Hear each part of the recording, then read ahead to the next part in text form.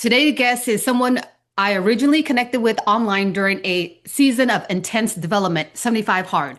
We didn't meet through business, networking, or convenience. We met through discipline, self-rebuilding, and a personal accountability. And now, years later, he is on his own journey of 75 Hard, which makes this like a full conversation, like full circle. You may know him as California Cow, the host of the Damn Dude podcast, where he shares unfiltered reflection, life lessons, parenting stories, and real world growth without trying to be perfect or act like a guru. What I appreciate most is that he speaks with uh, what I love.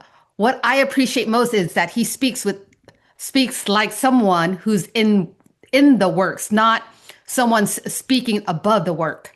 So today we're going to explore who he is, what drives him, and what he's learning in this chapter, and how he continues to show up even when nobody is clapping. Well, Cal, welcome. Hey, thank you, Rosie. That's an awesome introduction. I appreciate it. And thank you for having me here. It's an honor. Yeah. So to start, can you walk us through your story and what led you to where you are now here today? Yeah, absolutely. Try and give the most condensed version of it.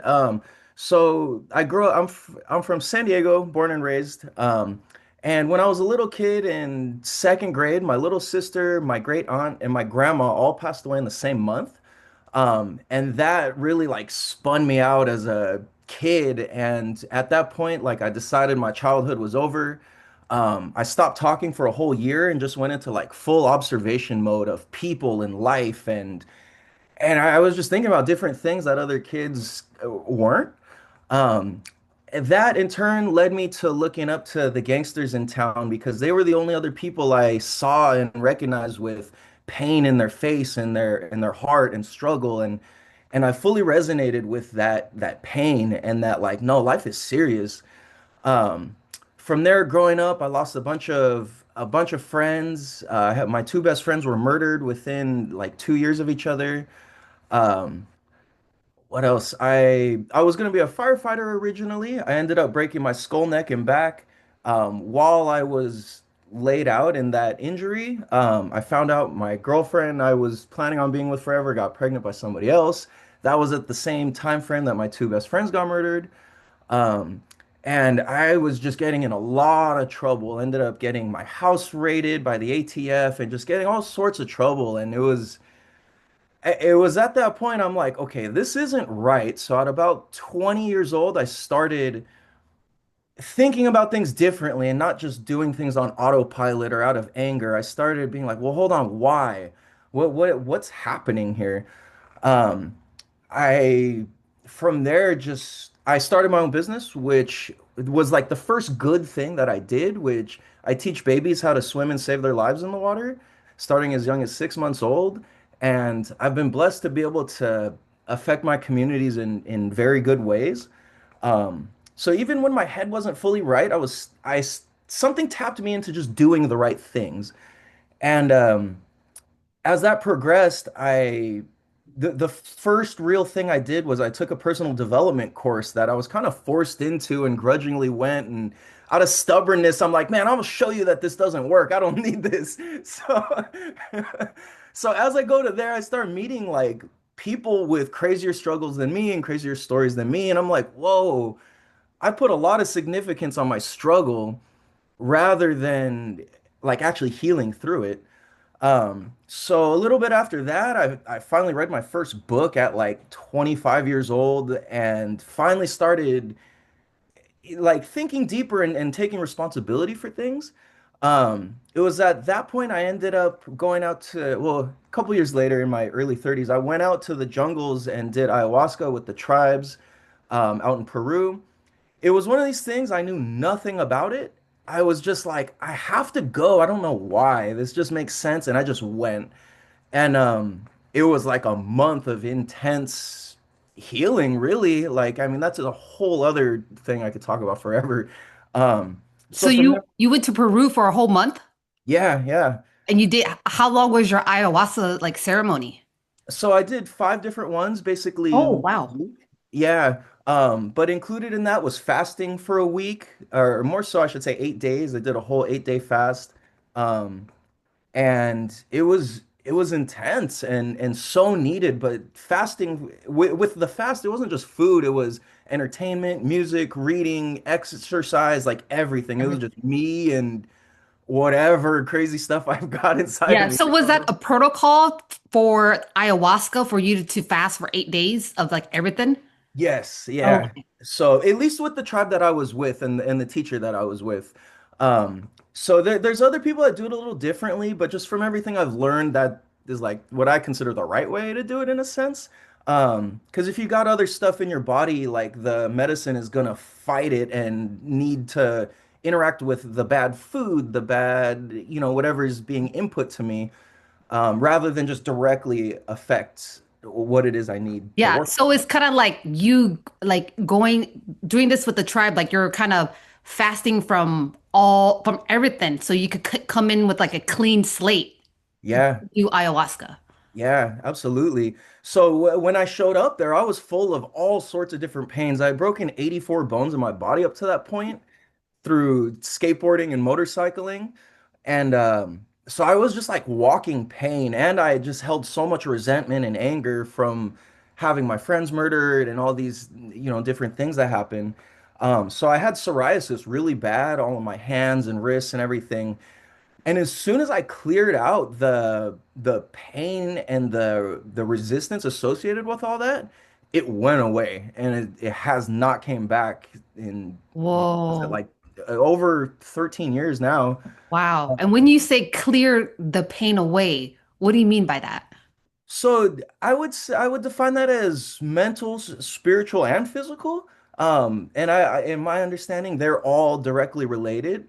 I was doing a lot of things to address the physical side of it, and then I would do the things to address the mental side of it, but my spiritual aspect was not being worked on. I had no understanding. I didn't know what I was doing. But to look back in hindsight, me listening to whatever I listened to go out to the jungle was exactly my like spiritual calling in a sense.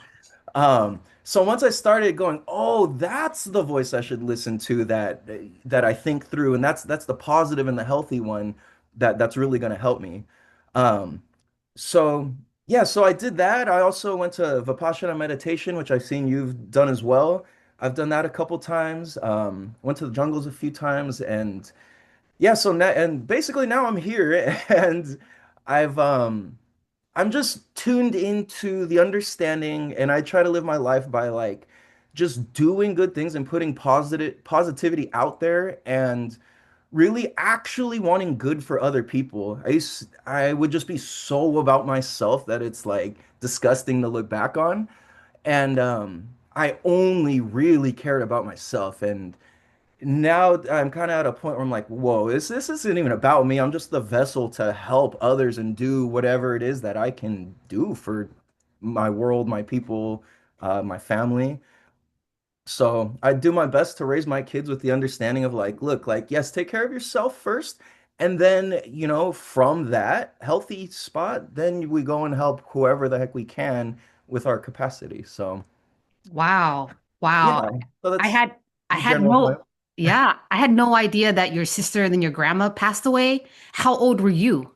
So I was 6. Oh, 6. Yeah.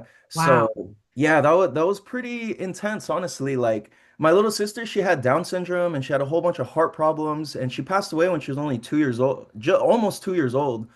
And yeah, that just it really spun me out as a kid, I feel like, and it really like fast forwarded a lot of life lessons, I feel like dealing with death and trying to understand it at that age was uh I couldn't even explain it. I just would do, I don't know. I would, I should say, when I say spun me out, it's like I stopped talking to people. I stopped thinking about like kid things. I stopped playing with toys. I stopped imagining.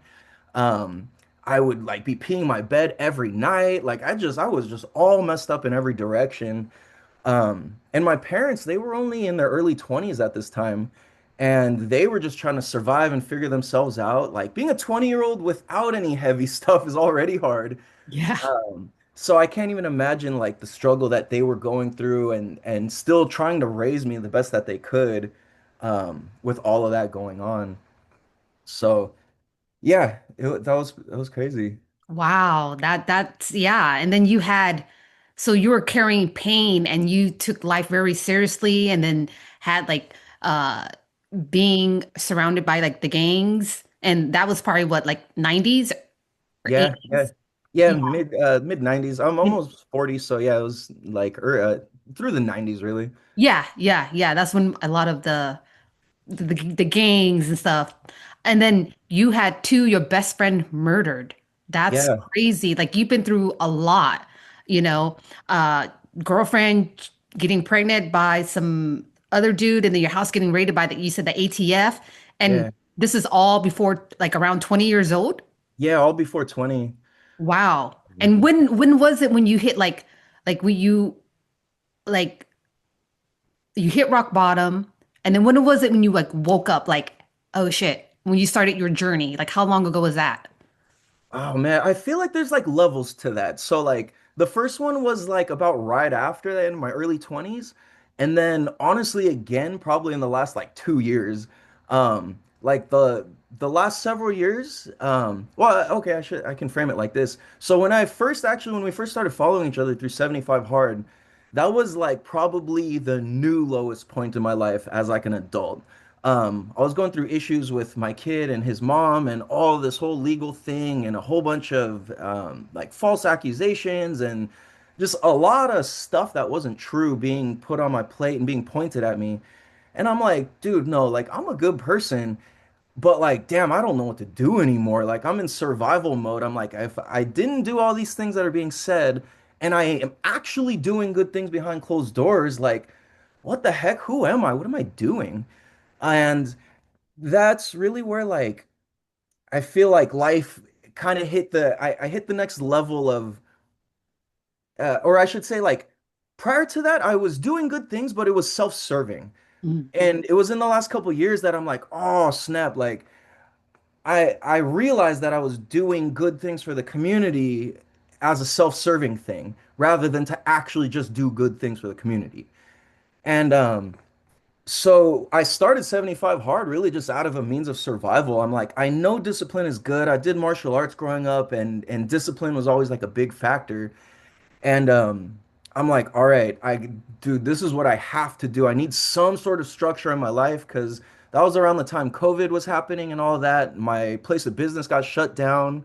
And I'd been in business for like 14 years at that point by myself. And finally I was in a place where I just like there was nowhere I could go with it. And I'm just like, dude, I don't know what the heck to do. I just need some sort of structure. No matter what. So I did 75 Hard twice from that point up until this is like the third time. Mhm. And this is the first time I feel like I'm not doing it out of survival. It's actually for like the skills that it's supposed to be teaching, which is mental discipline and it's a mental toughness challenge. So I'm like, well, I got the mental toughness. I didn't kill myself when I wanted to kill myself before. I didn't switch to being negative. I didn't hold on to like nasty stuff. I'm like, no, no, no. No matter what gets thrown at me, I'm gonna choose positivity and love and like just keep doing that. So that's really when it like really shifted for me and I started just understanding why discipline was so important rather than just needing it for survival. And that was around the time when I met my current girlfriend, and I'm like, within meeting her and being in a place of positivity and like reintroducing myself to myself in a sense, like she really helped meet me at all these levels and kind of like lift me up. And it wasn't like a trauma bonding or any of this like weird stuff, or it wasn't like fake. It was just all authentic. I'm like, I didn't realize you could have a relationship like this. So that's where I'm kind of like, okay, this reinforces like, dude, if you do good and you be good and you think good, like good things will happen and it doesn't have to be from a self-serving place. So learning to be selfless is like a big lesson I got, and that through discipline, or through discipline is where I got to that. So yeah, so Yeah. Yeah, through discipline, that's where you are here now. And with the 75 hard, um, for people who don't know what 75 hard is, can you explain a little bit about 75 hard? Yeah. It's a mental toughness challenge. It's easy to be mistaken for a fitness challenge. Um but essentially it's two 45-minute workouts every day, one done outdoors and the other can be done indoors. Drinking a gallon of water a day, reading 10 pages of a personal development book, um, taking a selfie picture of yourself, an accountability picture, no alcohol, and sticking to a diet.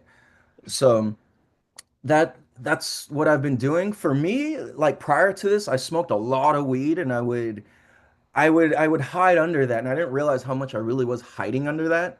So for me, I've removed that as well. I'm like, okay, and I can feel and see the clarity and the difference in what I'm able to accomplish and why the discipline wasn't true, like really deeply true to me when I did it before. Like I didn't cheat or anything. I really did hold myself accountable, but smoking weed really put a mask on what I needed to see up to this point to really understand the discipline of it. So, um yeah, so honestly it feels good. I'm on day 62 right now. Yeah, Yeah. nice. Yeah, thank you. So I'm down like 4 belt loop sizes. Like I didn't realize how fat and out of shape I had gotten because I identify as a athletic and healthy person. And when discipline slips, all of that just starts coming up and becoming true. My room gets messier, my car gets messier, and just stuff just starts. It's no coincidence, you know, it's all related to the discipline that I cultivate for myself. So, Yeah, I know. Because when I did 75 hard and I was very like determined and I finished it. But what for me, after doing 75 hard, I lost like 5 pounds. I think, yeah, but I lost about like 5 pounds. But afterwards, it wasn't what do you call it? Um, it didn't work for me because I didn't keep it consistent and it wasn't I'm looking for this one word, but I can't think of it right now. It, afterwards I gained my weight back and a little bit more because it it wasn't damn, I can't think of that one word. Um it wasn't I couldn't keep up with all the exercise and the drinking water and all that later on I put on the weight back and even more. So mhm. for me was learning how to get back to where I can just eat normal, like not normally, but like how can I keep it? Oh gosh, I'm that one word. What is that one word? It wasn't um oh I can't Like it I'm wasn't ingrained or it not didn't stick or something or yeah there gosh I can't think of it. It just the lifestyle that I did for 75 days didn't work for me afterwards because I didn't keep it up. That for me it just went opposite. For yeah. me it's like learning to get in tune to like eating and doing what I can do at the moment now because now when I work out now it's like every for me I feel like every season is like a different my body changes and it's like different workouts. Hmm. And and for you you've been I know you've been working out for a while. Do you stick to like the same workout or do you does it changes the Yeah, way? no, that's funny you say. I never thought of that, but it definitely changes. Yeah, no, I realize that they definitely change, and now that you said, I'm like, oh snap, like I need to look at that, like whoa, like what and why specifically do I start doing this versus that? Yeah, no, that fully resonates. I definitely change it up. Like right now, the workouts I'm doing are different than when I've done 75 hard or just working out on my own before. So, a big thing that comes to me for that is like I would really involve myself in like I love surfing and skateboarding and motorcycles and biking and stuff like that. And I would use a lot of those things as a workout, but I realized it was like that was part of my self-serving thing. Like, yes, they're fun and I'll do those things, but it was really like me, and a way that I didn't have to commit to other things. So I'd be like, oh no, I'm working out and I'm doing what I love. What do you mean? Yeah. And so like it really occurs to me as like, well, dude, like if I'm really doing what I love, that should be under the umbrella of like how I contribute to society rather than just me having fun. Like I could have fun anywhere doing anything, honestly, but like doing like so redefining doing what I love had to change. And now as I teach babies and stuff, like I have a whole different lens on it, and it occurs to me as like way more fulfilling rather than like, oh, well, I kind of have to do this just to maintain. So, yeah, that's been a big thing. Yeah. Yeah, that's amazing that you work with babies. You say as old as 6 months old, learning how to swim. I mean, I seen videos of people like, like babies learning how to like survive in the water and stuff. Like, what is it with babies? Like they know how to like float. Yeah, I mean, they have to be taught, and it's all through muscle Okay. memory and breath control. And there's a lot of people don't really understand how to do that, honestly. And so it's a very like specific and unique process, honestly. So like in essentially, I'm able to communicate with these kids like physically and in a like a understanding sort of level to where they can actually perform in just several weeks' time and be able to save their life if they were to get tossed in the water or jump in or crawl in or whatever it may be. Um, so like it's a very like niche thing. And yeah, but it's very fulfilling because like one thing that really hit so deeply for me is because I know it's like to lose a child in the family. When these parents see their kids doing the skills before they can even talk to them or the kids can talk back, the parents are like so proud of the kids that they're crying. And I'm like, Wow. whoa, like there's not many things that a parent can be like outwardly proud about with a 6 month old. Yeah. Because it's like all of our kids, well, not all, but like a lot of our kids are going to be able to crawl and walk and hit all the typical developmental marks. But to see them do something that's kind of like a step above or a step above is and beyond is really cool. And that's where I'm like, oh, this is why I do this. Not, to like, yes, I make my money and whatever, but like it's really so the parents and the families can have peace of mind with their family, with their child and their family. And to that element, it's priceless. Like I often get told, like, "Whoa, I would have paid anything for this had I known really how deep this was." And I'm like, "Man, I should have charged more." But no, it's like it's really like it's so cool. And then what I see with that happening too is because these babies are learning their body and their muscle memory and their orientation of up and down and left and right, they become very exceptionally skilled at all the other sports as they get older, because they know how to flip over and roll over and do all these things and maintain breath control. And to me, once I piece together, oh snap, like breath control equals a life-saving skill. I'm like, yo, that's how I save my own life through meditation, breath work, breathing. Yes. Like breathing is the source of life. And if I'm nervous, if I'm scared, if I'm whatever, it's because my breathing's off. And and then I realized, like, at a certain point, like, yo, I don't even know how to breathe correctly. I'm just breathing from my chest and my throat only. I'm not breathing all the way through my body. And when I could do that, there's like nothing's wrong because I'm connected to the source of life, you know? So, yeah, so it hits really deep. And this is kind of interesting, just to kind of tie a lot of this together.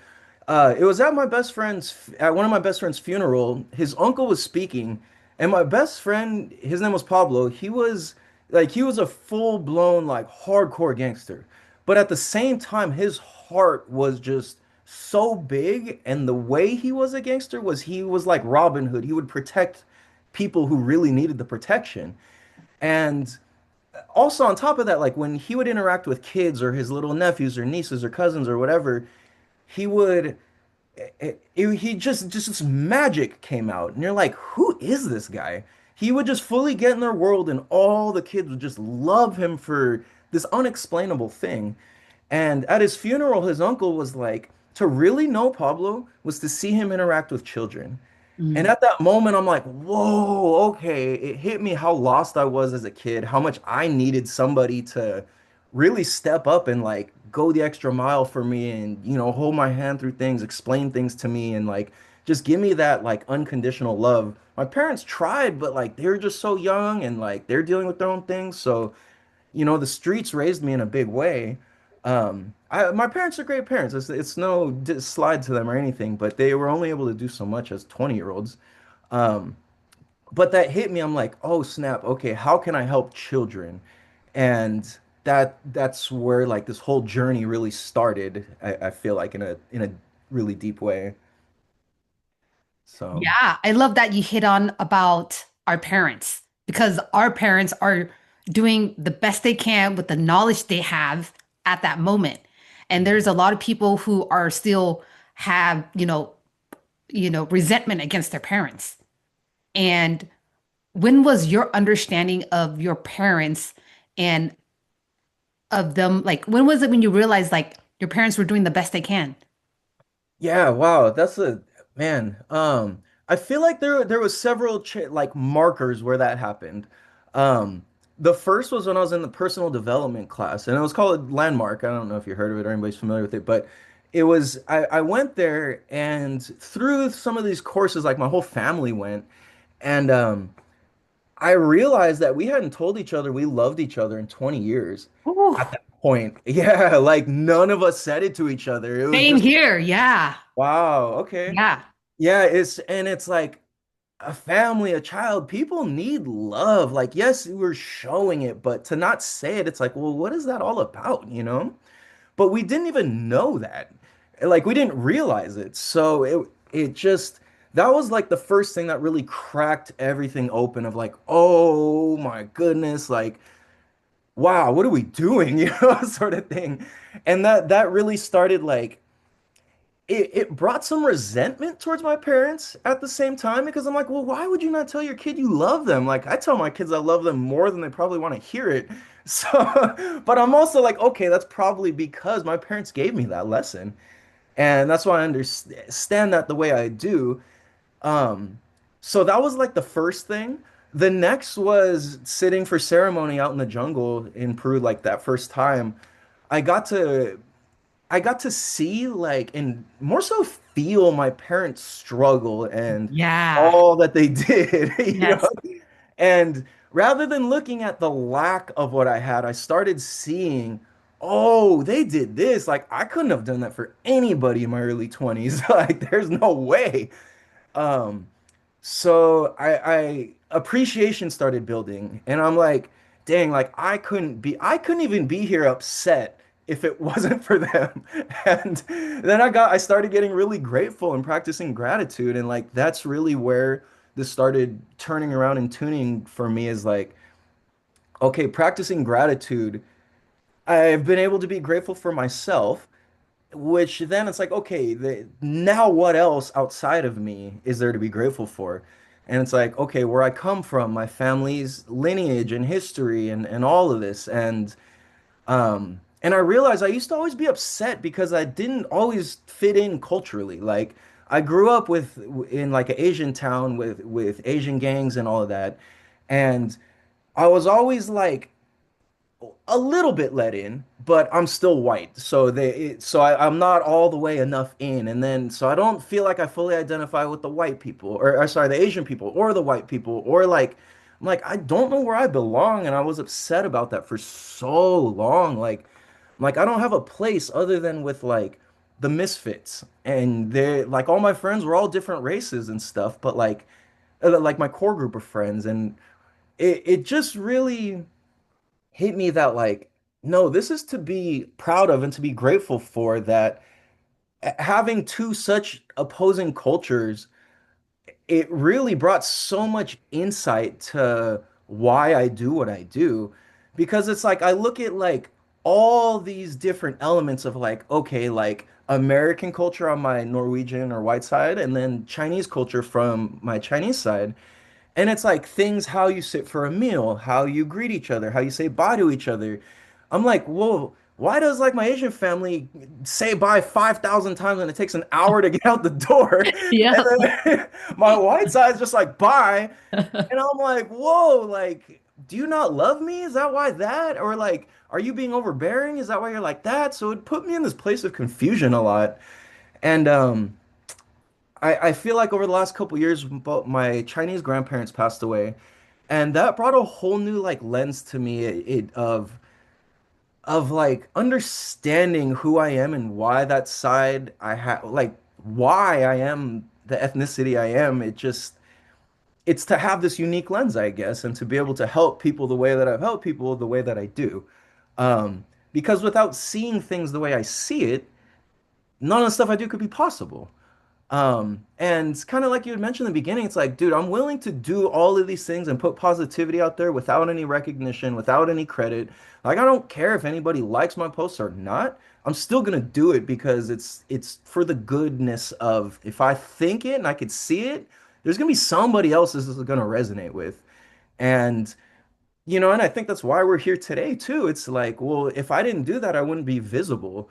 Um, and these conversations help people. And I listened to a couple of your episodes. I'm like, dude, this is sick. Like, this is what I'm up to also in my own version. And it's just so cool. Like it's so good. Like we need this. Yeah. And I think a lot of people don't realize that this is the stuff they're gonna eventually start thinking about. And I feel like having to kind of like grow up quickly forced me into a lot of like more mature thoughts and thought things to think about. So like, and I hear what you're talking about too, and it's like a lot of these conversations and the topics that I see you discuss or that I'm discussing, I am hearing these from people who are in their like 50s and 60s and stuff. And I'm like, oh, okay, we're all gonna get there. And if we have the insider ability to like see this or speak on this now, then it's kind of our obligation to do so. So, yeah. Yeah, yeah, it is. And I feel like, what you put out and what I'm doing too, and it comes to one of your recent podcast episode of why am I doing this? And I Yeah. asked myself this before, but every season is always different. But to me right now is what you're putting out there to me, what I put out is like a journal, or if I die, this is the message I will want my kids to hear from me, Yes. and it's just like a diary, not a diary, but just like, YouTube lives on forever. Mhm. Instagram is going to be there. Or I don't know if it lives on forever, but it's it's a message that my younger self would wanted to hear. Mhm. Or this is our ability and time to like learn, like speak up. Like, what are you holding back? Like, you have something in you that's like wants to be channeled out or to speak about. And a lot of people out there, what's stopping them is the judgment of people online. I had to get through that. It, it Yeah. it's being judged online. It can be scary, but it's a process of you speaking out Yeah. to that. Absolutely. Yeah. So the question back to you is, why are you doing this? Yeah, so man, you said like exactly how I think this, and I've explained in older podcasts too. And like it really struck me that like especially when my grandpa passed away, my Chinese grandpa, like the stories that he had were phenomenal. Like he led Elvis in the army. Like he has pictures of him and Elvis like hanging out on army tanks, smoking cigarettes that the world has never seen. And just all these crazy stories. My grandpa was the person who helped fund the first $10,000 to the guy who started Carnival Cruise Lines. And my grandpa asked for no credit, never took a free cruise, nothing. And I'm like, whoa, this is legendary. Like, I wish the world knew this, but that's not what my grandpa wanted. But also, what really, really deeply hit me was like, I started imagining if my great, great, great, great, great grandpa had spoken for hours and recorded and documented his life, or my grandparents or whoever, and it was there, I would listen to every single second of that. And I'm like, you know what? I'm gonna do that for my kids. It and my kids, or however long, this goes on for. But like you said, it's forever in a sense, at least how I see it too. Um, And if not, I've got the recordings on my computer or whatever, and or on different platforms. So it struck me that like, whoa, if I could do this for my future and my kids and their kids, then I've at least done something and I've left the biggest footprint for my family that I could possibly think of. So that's really what struck me. Then there was like a combination of people telling me like, dude, your story's crazy. You need to share this. And I heard that enough times to where I'm like, all right, screw it, let's go, And yeah, so I just started, like during when COVID and all of that was going on. I didn't like how the world was being reported. I didn't agree with like almost any of it. And I'm like, hold on a minute. When we all look back, this is how history is going to be told like this. And it's like, well, also there's this reality over here too. So let me share this and let me document this.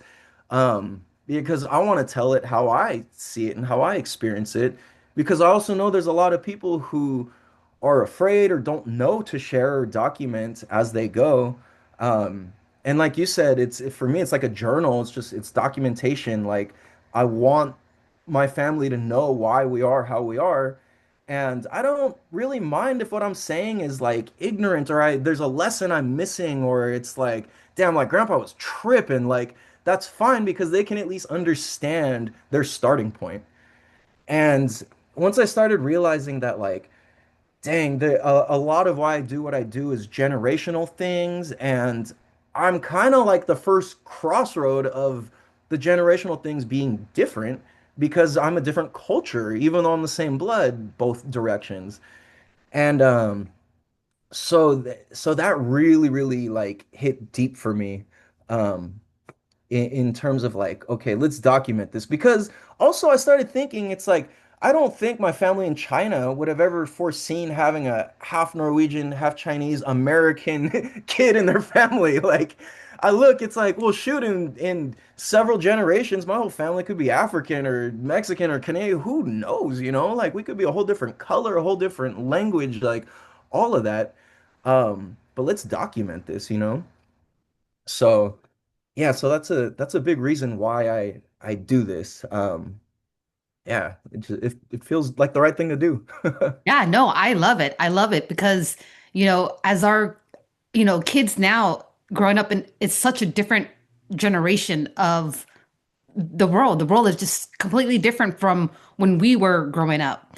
And I love that you're documenting it, letting your, every season of your life of how the world was back then versus because you didn't agree on whatever the projection of what the world that they project it to be. And hmm you're giving your kids like, a voice. You're leading by example that you don't have to follow the crowd. You do your own thing. What is your experience? And you're documenting it. So I love that. And then also with like, talking about like a little bit of like generational trauma. Like, how do you feel that I know that you overcame a lot of generational trauma to be where you are at now and not to pass it on to your kids. What was one thing that you learned from that? Oh man. Wow, that hits me super deep. I would say self-expression would probably be the biggest one, and to consciously and outwardly do good and want good for others. That's like the biggest thing that comes from me. Because I can see how there's a lot of suppression due to culture on both sides of Chinese and Norwegian. And there's a lot of formality and tradition, which I love, but then I also see like the other side where elements of it, in my experience, feel a little too far or rigid or like self-expression begins to get lost.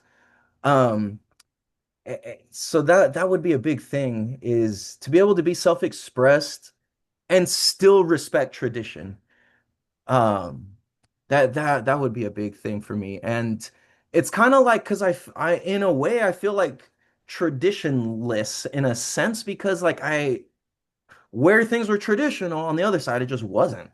Mhm. And that was my experience, was like extreme tradition and then like no tradition. So it's interesting to almost like be in a place where I have to create my own tradition. Yes. Yeah. So I get that. yeah. Yeah, because I grew up from, my dad died when I was 7, so I was raised by my mom. And growing up, her being in relationship with her husband now is like growing up, like there was a lot of keep the peace, don't say nothing. And Mhm. growing up, I was like, what the fuck? Won't you say something? Like, you're gonna let him do that? Like she's like, just let it go. Let it go. Don't say nothing. So growing up, I had to learn about like my throat chakra of Mhm. like being in a relationship now, like holding things in, not speaking up, not using your voice. That's what I do now is speaking up and use my voice because growing up, it was always keep the peace, just be quiet. I was like, but you're getting treated that way. Like, I don't fucking get it. Yeah, yeah. And it's like, Yep. so to me is learning how to express myself in like a positive way. There's many times where I fucked up and expressed it negatively, which like it's a learning. I'm young, learning, growing, but Yeah. just to overcome the generational trauma of be quiet, stay still, don't say nothing, just live under the radar. Just, just everything, is like saying sorry when what is there to say sorry about? Oh, sorry, sorry, sorry, and just let it go. So, and then Mhm. I realized that I was passing that to my daughter. I was like, oh, she's saying sorry, sorry because I pass it on to her. And now Yeah. I'm realizing that Jayla, you don't need to say sorry, Saying to my daughter, you didn't do anything wrong. You don't have to say sorry. So Yeah. there's things that I'm unaware of that I passed on to my daughter. And then realizing that, oh, okay, you got that from me. Oh, entirely. I so get that. Like I feel like when we're in tune with that and we're looking for that, or not looking for it, but when we see that through our kids, that's such a big life lesson because it's like the stuff that I get upset with my kids about, it's my own shit that I taught them. Yes. Oh man, that was on me, dude. Like, damn, you know? And then it's like, okay, well, hold on a minute. When that happens, I'm like, okay, let me check in with myself before I start correcting this with you or speaking on this because clearly I did not understand. So let me get some understanding of this and then let's talk about this, you know? And like, no, that's a big thing is exactly. It's like I see that as just self-expression. Like we don't need to pass on all this crap. We don't need to pass on fear and resentment and not being enough or like not speaking up. Um yeah, because I had that experience too of like, hey, just shh, like stop. And yes, there's instances where that applies, but like as a general whole, no, we don't need to be that as human beings, you know? If it feels, I'm sure you could relate, like it just feels good to express yourself and to be responsible about it. Cause yeah, no, same. It's like I've like expressed whatever and it was so irresponsible or like mean or harsh or Yeah. controlling or something. And I'm like, oh man, like, okay, that's, I still do it sometimes, but like I can at least know when it's happening and shut it down so much faster. And I think when our kids like see us doing that, it starts breaking up that generational trauma and they don't need to take that on anymore. Um, and it's like what better thing than to see our kids like do better than us and learn through Yes. our lessons. It's like, dang, it took me like 39 years to learn this and you're like 6 and you get this now, or whatever. It's like, cool. I want to see my kids learn that stuff so much younger and faster because what can they create from a place of not having to heal as much when they're Yes. older, you know? Ooh, yeah, absolutely. And our kids is we are the example. Parents, you can talk, but do you walk the walk? You Yeah. know? Yeah. It's just amazing to see like, like my daughters, they're growing up. I have one in college and one's a freshman in high school. And it's like I only have 4 more years with her until, you know, she goes to college or do whatever. And it's Yeah. like, ooh, for me, for a mom, is like this 4 years like has to be intentional of like this is it. This is the last time they're going to be in your house with you for this time. Because after they grow up and, you know, start a family or whatever they do is like how, for me, it's like my mom lives 6 hours away from me. So it's like I see her maybe once or twice a year. And it's like the older you get, the less you see your kids unless you have a business with them or that you live in the same town as them. But it's like, oh, just thinking about that is just like, ah, it's like another chapter now. But, Right, right. it's just, Yeah. to me, it's like spend time with your kids as much as you can. And, you know, whew, Yeah. Yeah, no, absolutely. And I see that too. It's like, especially when my grandpa passed away, like the time he spent with his kids, it came back to him in his older age. And mm, as like the example that he set was for the children to spend time to be there. And I think it's like when we really are intentional with spending time and attention with our kids, it does come, I mean, in like I'd like to think anyway, it comes back and those are the people like they're like, no, I'm gonna help my mom, I'm gonna help my dad when they can't help themselves anymore. Like once we're the children again, we can't take care of ourselves, you can't wipe your own butt, like whatever, they're there to help with all of those things and almost like reparent us when we can't, when our mind is going and our body's going. And that's what they learned through the example that we did. Because, yeah, you could say, no, take care of me when you're old, when I'm old, blah, blah, blah. But it's like, if you didn't show them that, then what are they going off of, you know? yeah. Wow. Wow. Yeah. That's so true. Okay. So I have another question. This is, I was going on after school, the IG after school. He has Uh, this question. So when was the last time you cried in front of another person? hmm. Probably a couple weeks ago, I feel like maybe a couple months ago at this point. Yeah, I think in front of my girlfriend. Mhm. Yeah. But I like that. That question hits so deep for me because there was a time, and again, oh, this was when I was in the personal development class. Um, I had a guy, he asked me, he's like, Calvin, when's the last time you cried? And I Mm, was like, man, I had gone to like funerals and just been so hard and not cried and all this. And I was like, I thought about it. I'm like, probably like 20 years. Which was wow. funny because that was about the span that me and my family hadn't told each other we loved each other either.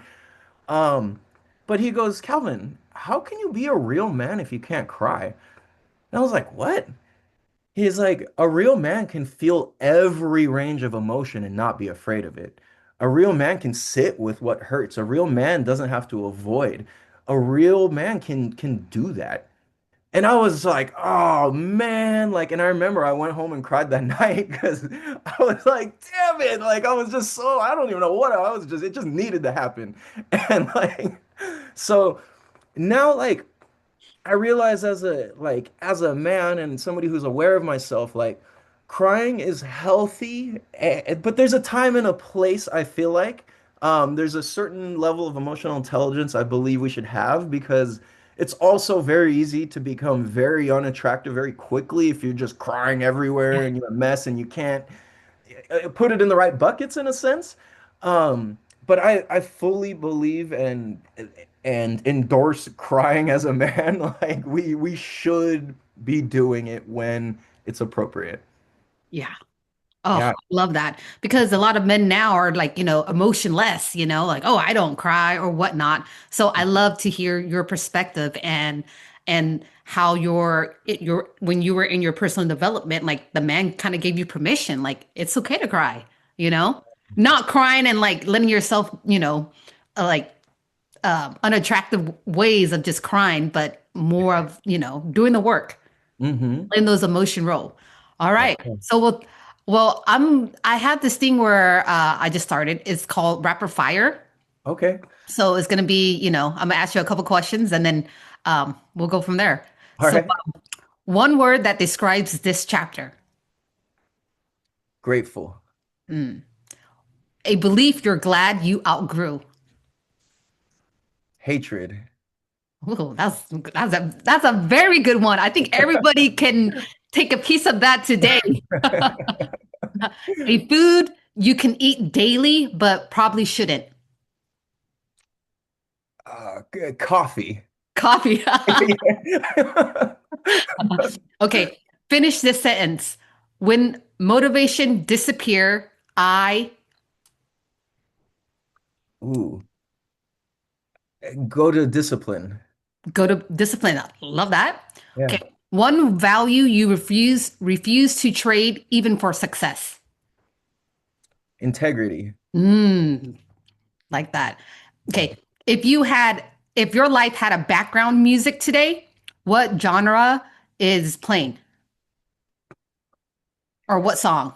It will probably be some version of rap music. I'm still, I love it, but the song specifically would be by one of my friends. He goes by Yamamoto Boss, and the song is called Dead. And it's about protecting your family and your woman. And it's like, if anybody messes with you, nah, I got you. So, Oh, yeah. nice. I'm gonna check that out. Okay. And then if your future self sent you three-word message, what do you hope it says? If your future self sent you a three-word message. Uh, Practice gratitude and love.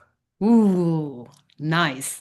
All right. Well, thanks for coming on and joining us today. Is there any last word you want to leave the audience with? Oh man. Well, first of all, thank you. I appreciate it. This was awesome.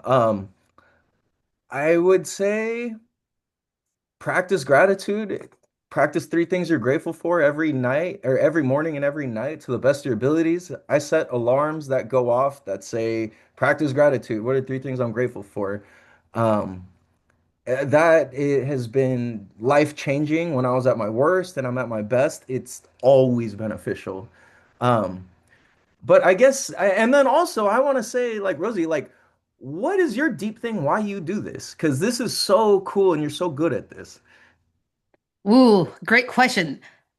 The reason why I'm doing this is because my kids, to leave them a legacy of mom tried her the best she can. Mom did, like tried and you know, overcame resilience and not resilience, but like overcame like her the challenges and struggles and just to give them a living example that to make this place a better place to so my kids can be better than the past generations and for them to overcome, you know, what mom couldn't overcome. It's just it's for them, Yeah. for the Oh, that's kids, so dope. the That gives me next chills. generation. Yeah. Yeah, Okay. I mean to give them the, forgive yourself. And that's one thing Mhm. too, is like forgiveness. Can you forgive yourself from the past? Because stepping into the new version of you, like you have to forgive your old self. If you do not forgive your old self, it keeps back to like, oh, I did this back then. Like you fucked up. That little voice is like, you did the best you can. Yeah, you did fucked up, but you learn from it. To not Yeah. carry the resentment or the heaviness from the past into this future. And that you can become a new person. You can rebuild this new identity that you're becoming. But we have to let go of the past. Yeah. Damn. I love that. That's beautiful, man. That's Yeah, yeah, dope. yeah. Yeah. Well, thank you guys for listening. This is Cal. Where can people find you? You can find me on Instagram. My Instagram name is Love All Cal, just all one word, or type in California Cal. I got the Damn Dude podcast. I've also got I'm launching some clothing, a new like custom clothes, and they say Love All, and they've got some like kind of deep and symbolic messages on it. The website will be up soon, loveallcal.com. But yeah, those are the best places to find me. Instagram, anybody feel free to reach out or anything like that. Yeah. Yeah, and if you're into 75 Hard, right now he's documenting his journey of 75 Hard. What day are you on again? 62. Oh, yeah, that's right. 62. You're almost there. I know. I'm almost sad that it's over. I'm like, how do I keep all this? But, it's all Yeah, good. I'm like, there's a phase two of 75 Hard, right? Yeah, yeah, yeah. So Yeah. now, like, if I think of it, I'm like, I have to do it. Yeah. So All right. yeah, Well, thank you so much, Cal. And I'll leave everybody his info down below. And if you guys want to connect with him, hit him up. So most thank you so much, definitely. Cal. Awesome. Thank you, Rosie. I appreciate you.